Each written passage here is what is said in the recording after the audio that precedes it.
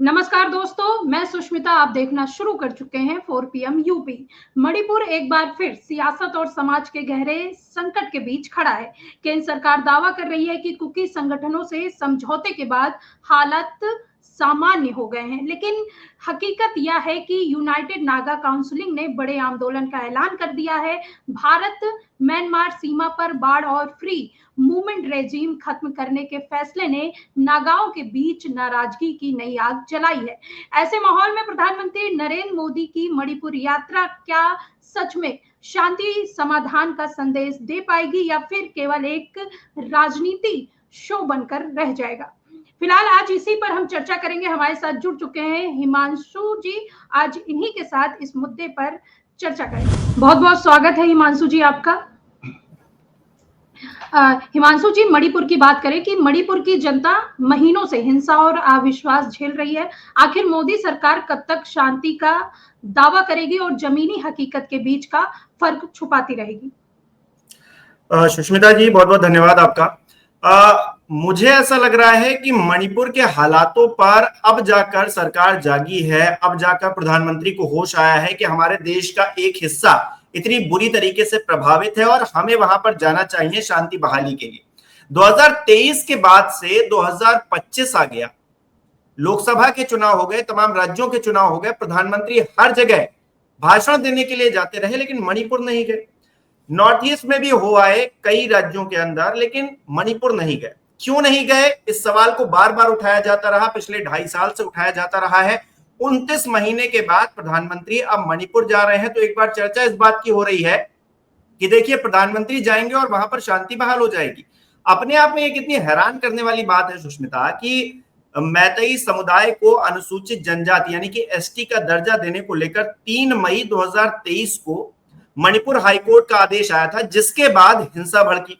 अब कुकी समुदाय जो कि ट्राइबल समुदाय है, मतलब कहा जाता है कि जो मतलब उसको ऐसे समझिए, एक मैतेई है और एक है कुकी। जो मैतेई है वो मेजॉरिटी है, हिंदू समुदाय है, इम्फाल घाटी में वो लोग रहते हैं, और जो उनका क्षेत्र है, जो उनका इलाका है, वो 10% है। जो कुकीज हैं वो माइनॉरिटी में गिने जाते हैं, ईसाई जनजाति है। पहाड़ी इलाकों में 90% लोग वहां पर रहते हैं। अब दिक्कत क्या है कि मैतेई की जो एसटी की मांग है, उससे कुकीज को लगता है कि उनकी जमीन और आरक्षण प्रभावित होंगे। अब इस बात को लेकर लड़ाई है, स्थानीय स्तर पर लड़ाई है, एसटी का दर्जा दिए जाने को लेकर लड़ाई है। कोर्ट का फैसला आता है, उसके बाद में हालात बेकाबू हो जाते हैं। हम देखते हैं कि महिलाओं को मतलब नग्नावस्था में टहलाया जाता है, वहां पर उनकी परेड निकाली जाती है। कितनी शर्मनाक, कितनी मतलब उन तस्वीरों की कल्पना इस देश के अंदर नहीं की जा सकती। हम विश्वगुरु बनने की तरफ है और हमारे देश के एक हिस्से में इस तरह की घटनाएं हुई और इस तरह की तस्वीरें निकलकर सामने आई, तो अपने आप में ये कहीं से भी बर्दाश्त करने वाली चीज नहीं थी। उस वक्त सब कह रहे थे कि सीएम बीरेन्द्र सिंह का इस्तीफा लीजिए और वहां पर राष्ट्रपति शासन लगाइए, परिस्थितियों को सुधारिए, लेकिन वो भी नहीं हो पा रहा था। उस वक्त की परिस्थितियों को सोचिए जरा, कल्पना कीजिए, प्रधानमंत्री इन सबसे अनजान है। लगता है प्रधानमंत्री को कोई मतलब ही नहीं है इस देश से कि एक हिस्से में, नॉर्थ ईस्ट में, इस तरह की हिंसा हो रही है। हालांकि कुछ लोग ये भी कह रहे थे कि प्रधानमंत्री वहां चले जाएंगे तो क्या हो जाएगा, प्रधानमंत्री क्या हिंसा रोक लेंगे जाकर। लेकिन प्रधानमंत्री अब क्यों जा रहे हैं? अब क्या वो हिंसा रोकने के लिए जा रहे हैं? और अब तो शांति है, पहले के मुकाबले बहुत ज्यादा शांति आ गई है, तो अब प्रधानमंत्री जा क्यों रहे? अपने आप में सवाल ये, आपको 29 महीने तक होश नहीं आया, लेकिन अब आप जा क्यों रहे? मत जाइए, अब भी मत जाइए ना। अब जाकर आप क्या कर लेंगे? आप बिहार का दौरा करिए, बिहार में चुनाव है, वहां पर जाकर आप चुनाव लड़िए। जाकर उत्तर प्रदेश के अंदर माहौल बनाइए, उत्तर प्रदेश में चुनाव होने वाले 27 के। जाइए बंगाल, जाइए, वहां पर दीदी और दीदी करिए जाकर। आपको जरूरत नहीं है मणिपुर जाने की, क्योंकि आपको 29 महीने तक होश ही नहीं था। अब कुछ लोग कहेंगे गृहमंत्री तो गए थे, गृहमंत्री ने तो सब कुछ देखा, गृहमंत्री को ही संभालना था। लेकिन प्रधानमंत्री तस्वीर खिंचवाने के लिए सबसे आगे आ जाते हैं, तब तो गृहमंत्री याद नहीं आते। हर योजना जो कि मोदी सरकार की शुरू की गई है, उसमें प्रधानमंत्री का चेहरा सबसे आगे था। अब प्रधानमंत्री हर जगह आगे रहेंगे, पोस्टरबाजी में आगे रहेंगे। अभी मीटिंग हो रही थी उपराष्ट्रपति चुनाव से पहले, वहां सबसे पीछे बैठ गए जाकर। क्यों बैठ गए? सिर्फ तस्वीर खिंचवाने के लिए। कुछ देर बाद आगे बैठ गए आकर। कितनी हैरान करने वाली बात है सुष्मिता, आप फोटोबाजी के लिए कुछ भी कर रहे हैं, खबरों में बने रहने के लिए कुछ भी कर रहे हैं, कि प्रधानमंत्री की सादगी देखिए, गोदी मीडिया ये चलाने लगा कि प्रधानमंत्री सबसे पीछे बैठे हैं एक कार्यकर्ता के तौर पर। फिर आगे क्यों आ गए भाई? आपको पीछे ही बैठकर पूरा कार्यक्रम अटेंड करना चाहिए था। और सिर्फ वही मीटिंग क्यों, आप तमाम मीटिंग्स में दिन भर जाते हैं, आप सब में पीछे बैठा करिए, सारे कार्यकर्ताओं में पीछे बैठा करिए। आपको चुना इसलिए गया था कि ताकि आप पीछे बैठिए जाकर। असल में दिक्कत यही है, प्रधानमंत्री पीछे ही बैठना चाहते हैं, वो पीछे ही रहना चाहते हैं, वो किसी भी तरह की जिम्मेदारी लेने में सबसे पीछे रहना चाहते हैं। दिक्कत यही है। अब देखिए, मणिपुर के अंदर जो हालात बने हैं वो दुखद है, हम सभी जानते हैं। और जो हालात बने उसके मद्देनजर सरकार को जो जिस तरह से रिएक्ट करना चाहिए था, जिस तरह से परिस्थितियों को सुधारना चाहिए था, जिस तरह से बातचीत करनी चाहिए थी, वो नहीं की गई। इस मामले पर खूब राजनीति इसलिए भी हुई क्योंकि प्रधानमंत्री ने मणिपुर से दूरी बनाए रखी। वहीं प्रधानमंत्री जो हर जगह जाते हैं, हर जगह भाषण देते हैं, हर जगह मतलब तमाम तरह के वादे और दावे करते हैं, वो प्रधानमंत्री दूर थे। कांग्रेस को मौका क्यों मिला? राहुल गांधी को क्यों जाना पड़ रहा था? राहुल गांधी को एक सांसद के तौर पर मणिपुर जाने में कोई दिक्कत नहीं है, लेकिन इस देश के प्रधानमंत्री को है तो सवाल तो उठेंगे। और वो सवाल जमीनी हकीकत को भी बयां करते हैं। राहुल गांधी जब गए थे मणिपुर, मुझे याद है, उन्होंने तमाम जो राहत कैंप्स हैं उसमें बातचीत की लोगों से। वो किस तरह से फूट फूट कर लोग रो रहे थे, किस तरह से परेशान है, उनकी दिक्कतें क्या है। 29 महीने बाद प्रधानमंत्री जाएंगे वहां पर, दो आंसू बहा देंगे और उनको लगता है सब कुछ ठीक हो जाएगा। जो हालात सुधारने के लिए काम करना चाहिए था वो सरकारें तो करेंगी ही, और उनको करना भी चाहिए। एन बीरेन सिंह के हटने के बाद, राष्ट्रपति शासन लगने के बाद वहां पर हालात अगर अब सुधरे हैं तो क्या ये पहले नहीं हो सकता था? सवाल तो पूछा जाएगा। और प्रधानमंत्री अब क्यों जा रहे हैं, नया सवाल ये है सुष्मिता। जी, बिल्कुल सही कह रहे हैं आप। लेकिन सर, जिस तरह से हालात हैं वहां पे, तो अभी तो हालात सामान्य है, लेकिन नागा संगठन आंदोलन की राह पर क्यों उतर आया? कुकी समझौते का ऐलान हो गया था, लेकिन नागाओं के असली सवालों का जवाब अभी तक प्रधानमंत्री ने नहीं दिया। इस पर क्या कहेंगे? देखिए, यूनाइटेड नगा काउंसिल है, यूएनसी है, उसने ऐलान किया है कि 8 सितंबर से जो है हम राज्य भर में व्यापार बंद करेंगे। अब क्यों बंद करेंगे? उनका कहना है भारत म्यांमार जो सीमा है उस पर बाड़ लगाने और फ्री मूवमेंट रेजिम को खत्म करने के फैसले के उस सख्त विरोध में है। अब देखिए, वहां पर कुछ फैसले हो रहे हैं, बॉर्डर पर कुछ सिक्योरिटी के मद्देनजर सरकार कदम उठा रही है, तो वहां पर मतलब कुछ लोग इसका विरोध कर रहे हैं। जो नगा संगठन है वो इसका विरोध कर रहा है। उनका विरोध कितना जायज है या फिर नाजायज है, इस पर चर्चा मतलब ज्यादा नहीं हो सकती है, लेकिन चर्चा इस बात को लेकर जरूर हो सकती है कि सरकार वहां पर कदम क्या उठा रही। कहा जा रहा है कि वहां से जो बॉर्डर, क्योंकि बॉर्डर एरिया है तो वहां से ड्रग सप्लाई हो रहे हैं, वहां से तमाम जो अराजक लोग हैं वो हमारे देश के अंदर एंटर किए जा रहे हैं। तो फिर उसको लेकर सरकार क्या कर रही है? सरकार दिल्ली में ये दावा करती है, आपको इलेक्शन से पहले याद होगा दिल्ली में कि यहाँ पर बड़े बांग्लादेशी आ गए। आप बंगाल जाते हैं, कहते हैं यहाँ पर तो बांग्लादेशी ही है, दीदी जो है सही से काम नहीं कर रही है। केंद्र सरकार बॉर्डर सिक्योरिटी को लेकर क्या काम कर रही है, ये अपने आप में समझने वाली बात है। कहा तो जा रहा है मोदी जी की जो विदेश नीति है वो बड़ी अच्छी है।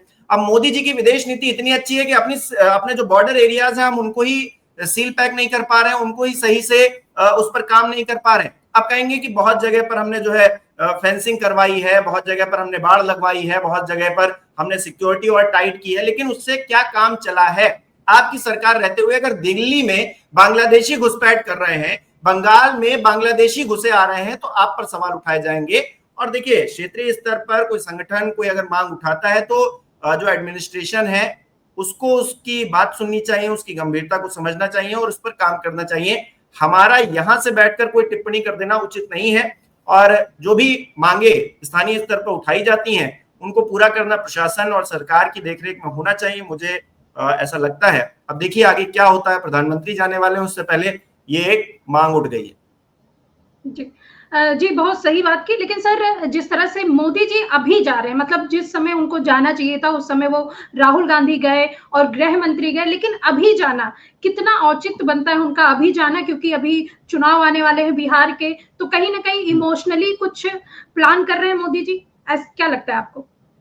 नहीं, मोदी जी इमोशनली ही प्लान करते हैं। मोदी जी की खासियत ही यही है, उनकी राजनीति करने का तरीका ही यही है कि वो जो बातें 2014 से पहले कहा करते थे उनको भूल गए, और अब अगर कोई सवाल पूछ लेता है तो इमोशनल अत्याचार करने लगते हैं। इस देश की जनता ने उनको इसलिए नहीं चुना है कि वो इमोशनल अत्याचार करें। आप कृषि कानून लेकर आएंगे, अपनी मनमानी करेंगे और उसके बाद रोते हुए आएंगे एक दिन टीवी पर और कहेंगे कि मुझसे बहुत गलती हो गई है, और किसानों की मैं मन की बात नहीं समझ पाया और तीनों कृषि कानून आप रद्द कर देंगे। लेकिन उन्हीं किसानों को आपकी ही सरकार में जो नेता है वो पता नहीं क्या क्या कहेंगे, उनको किस तरह किस किस संज्ञा से नवाजेंगे, तब आपको शर्म नहीं आती है, तब आपको नहीं कभी ये मन होता है कि हमारे नेता इस तरह की बातें किसानों के लिए कर रहे हैं तो भाई ऐसा नहीं होना चाहिए, और कौन कर रहा है उसको कम से कम तलब करें, उससे जवाब सवाल करें। लेकिन इन सब चीजों में कहां प्रधानमंत्री जी रहते? प्रधानमंत्री जी को इमोशनल अत्याचार करना है। अब बिहार में आपने देखा एक मंच था वोटर अधिकार यात्रा का, अब उसमें क्योंकि राहुल गांधी थे, उस यात्रा में तेजस्वी यादव जुड़े हुए थे, विपक्ष के तमाम और नेता जुड़े हुए थे, लेफ्ट के जुड़े हुए थे, तो ऐसे में आपको मौका मिल गया एक व्यक्ति जो 20 साल का है, 20 साल का वो लड़का है, पता नहीं उसकी मानसिक स्थिति कैसी है, उसको ये जो इन्वायरमेंट इस राजनीति ने बनाया उससे ही उपजा हुआ वो शख्स आकर प्रधानमंत्री की मां को गाली देता है। प्रधानमंत्री उस वक्त कहां थे? विदेश यात्रा पर थे। क्या उनको तब ये बात नहीं पता चली थी? 27 या 28 तारीख की ये बात है, प्रधानमंत्री चाइना और जापान उधर विदेश यात्रा पर घूम रहे थे, अपने दोस्तों के साथ हंसी मजाक कर रहे थे, जो विदेशी दोस्त हैं उनके, तथाकथित दोस्त हैं, ट्रम्प जी भी एक दोस्त हैं उनके। हालांकि ट्रम्प जी क्या कर रहे हैं, भारतवर्ष को किस तरह से वो मतलब चोट देने का काम कर रहे हैं, लेकिन प्रधानमंत्री फिर भी मुस्कुरा रहे हैं, खैर वो एक अलग बात है। तब उनको समझ में नहीं आया। एक हफ्ते बाद जब भारत लौट के आते हैं तो एक कार्यक्रम में ये कहते हैं कि मेरी मां को गाली दी गई। बताइए, उनका तो कुछ लेना देना भी नहीं था, 100 साल की उम्र में वो इस दुनिया को छोड़कर चली गई। ठीक है, मां का सम्मान होना चाहिए, हर मां का सम्मान होना चाहिए, लेकिन सिर्फ प्रधानमंत्री की मां का सम्मान नहीं होना चाहिए, और प्रधानमंत्री के लिए उनके किए की सजा जो है उनकी मां को नहीं मिलनी चाहिए, मेरा ये मानना है। और प्रधानमंत्री की मां को जिसने भी गाली दी वो जेल के अंदर है, उसको पुलिस ने पकड़ लिया है। लेकिन प्रधानमंत्री जी इस सवाल का जवाब कब देंगे कि उन्होंने जो गालियां दी हैं, उन्होंने जो अपशब्द कहे हैं तमाम और महिलाओं को लेकर, राजनीतिक तौर पर वो जुड़ी थी या नहीं जुड़ी थी इस बात से फर्क नहीं पड़ता, उसका जवाब कौन देगा? इनकी पार्टी के नेता आज आंसू बहा रहे हैं, ये तब क्यों नहीं बहा रहे थे जब इनकी ही पार्टी के नेता तमाम दूसरे राजनीतिक दलों के जो प्रवक्ता हैं, नेता हैं, उनकी माओं को गाली दे रहे थे, उनकी बहन बेटियों को गाली दे रहे थे, तब क्यों नहीं बोल रहे थे? तो इमोशनल अत्याचार करना प्रधानमंत्री का एक मौलिक अधिकार है, वो इमोशनल अत्याचार करके ही राजनीति में एंट्री किए हैं। उनको लगता है कि विकास विकास का आप बात कर रहे थे 2014 से पहले कि रुपया पतला क्यों होता जा रहा है, रुपया आज बहुत ज्यादा मोटा हो गया है क्या, रुपए की हालत क्या हो गई? पेट्रोल डीजल तो हम भाई 35 रुपए में जो है फर्निश्ड करके उसको मार्केट में देंगे, आप लोगों तक पहुंचाएंगे। कहां है जावड़ेकर साहब? क्यों नहीं बोलती हैं स्मृति ईरानी? सिलेंडर के मामले पर क्यों नहीं चूड़ियां तोड़ती हैं? अब अपने आप में ये तमाम सवाल है। आम जनता महंगाई से त्रस्त है, आप कह रहे हैं कि हम अब रोजगार देंगे। भाई 11 साल से आप क्या कर रहे थे? 11 साल से आप क्या कर रहे थे? आप जीएसटी लेकर आए, आपने कहा कि जीएसटी से हम बहुत बड़ा रिफॉर्म कर देंगे। अब क्यों जरूरत पड़ रही है आपको 2 स्लैब लगाने की? आप स्लैब लगाते, जो जितने आपने स्लैब पहले बना रखे थे वही सब जारी रखते। अगर ये रिफॉर्म पहले था तो अब क्या हो रहा है? और अब अगर रिफॉर्म हो रहा है तो पहले क्या कर रहे थे? जनता को चूसने का काम कर रहे थे। हर चीज महंगी हो गई, लेकिन अब कोई बोलने वाला नहीं है। बेरोजगारी के मामले को लेकर 2019 के बाद रिपोर्ट आई और 2019 का इलेक्शन हो गया, उससे पहले हमने देखा कि एक विभाग है जो सांख्यिकी विभाग है, जो ये पूरे आंकड़े जारी करता है कि बेरोजगारी दर क्या है, ये बेरोजगारी को लेकर हमारे देश में आंकड़े क्या हैं। उनके 2 लोग रिजाइन करके चले गए और उसके बाद आंकड़े आए, 2019 के इलेक्शन के बाद आंकड़े आए कि देश में 45 साल पहले जितनी बेरोजगारी थी वो वाले हालात है, 45 साल पहले वाले हालात हैं रोजगार को लेकर इस देश के अंदर। तो इस देश ने तमाम परिस्थितियां देखी, लेकिन मोदी जी ने इन परिस्थितियों से पार कैसे पाया? इमोशनल अत्याचार करके, आंसू बहाकर। वो इमोशनल हो जाएंगे, भारतीय जनता पार्टी के लोग सोशल मीडिया पर कैंपेन चला देंगे, और मोदी मीडिया तो उनकी है ही, हर बात पे तारीफें होती हैं, तो मोदी जी की तारीफ होने लगेगी और फिर इस देश का माहौल बदल जाएगा। और हर व्यक्ति, ये मैं नहीं बोल रहा हूं एक पत्रकार होने के नाते, हर एक आम आदमी अपने मन में ये बात जरूर सोचता होगा कि 2014 में हम जितने रुपए का तेल और खर्चा महीने का निकालते थे उससे डबल आज कर रहे हैं। और क्या हमको यही वादे किए गए थे? क्या हमारे साथ यही व्यवहार किया जाना चाहिए था? क्या सरकार को हम पर ध्यान नहीं देना चाहिए था? क्या आपको 35 रुपए जो पेट्रोल बेच रहे थे आज 100 रुपए के करीब आप पेट्रोल बेच रहे हैं, लेकिन किसी को दर्द नहीं हो रहा है। और विकास के नाम पर जिस तरह का चूना लगाया जाता है, अभी उत्तर प्रदेश से ही खबर आई थी, समाजवादी पार्टी वालों ने ट्वीट किया कि उत्तर प्रदेश के अंदर राजधानी लखनऊ में हजारों गड्ढे हैं। अब यही 2017 की सरकार है उत्तर प्रदेश के अंदर जो कह रही थी 100 दिनों के अंदर हम सारे गड्ढे मिटा देंगे, सारे गड्ढे साफ हो जाएंगे। नेता तो बयान ऐसे देने लगते हैं कि हेमा मालिनी के गालों जैसे रोडे हो जाएंगी, चिकनी हो जाएंगी, लेकिन हो क्या रहा है उत्तर प्रदेश के अंदर? आप जहां चले जाइए, मैं जिस रोड से आता हूं, जिस रोड से सफर करता हूं, उसी में सैकड़ों गड्ढे हैं भाई, मैं दूसरे की क्या बात करूं। तो आप भी आती होंगी, तमाम जो हमारे दर्शक देख रहे हैं वो भी दिन भर सफर करते होंगे, घर से बाहर निकलते होंगे, तो उनको सच्चाई पता होगी किस तरह के गड्ढे वाली सरकार है। और प्रधानमंत्री का अंदाज ही यही है सुष्मिता।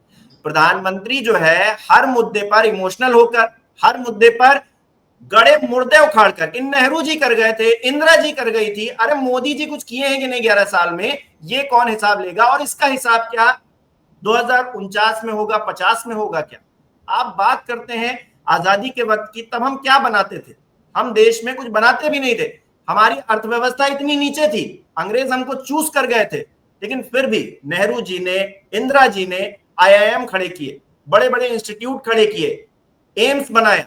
लेकिन इस सरकार ने 11 साल के अंदर कौन सा ऐसा बड़ा तीर मार दिया है जिस पर ये गर्व करेंगे? इन्होंने नोटबंदी की, नोटबंदी भी वापस, उन्होंने 2000 का नोट लॉन्च किया, फिर 2000 का नोट वापस भी ले लिया। अब क्यों ले लिया, कैसे ले लिया? अब मणिपुर भी जा रहे हैं 29 महीने के बाद। अब 29 महीने के बाद जाकर वो वहां क्या करतब दिखाते हैं, ये तो जब जाएंगे प्रधानमंत्री जी तभी बात करेंगे सुष्मिता। बिल्कुल, बिल्कुल सही जानकारी दी सर, बहुत बहुत धन्यवाद आपका। कुकी संगठनों से समझौते की बात हो या नागा के विरोध का मुद्दा, मणिपुर में शांति का रास्ता अभी लंबा और मुश्किल दिखाई देता है।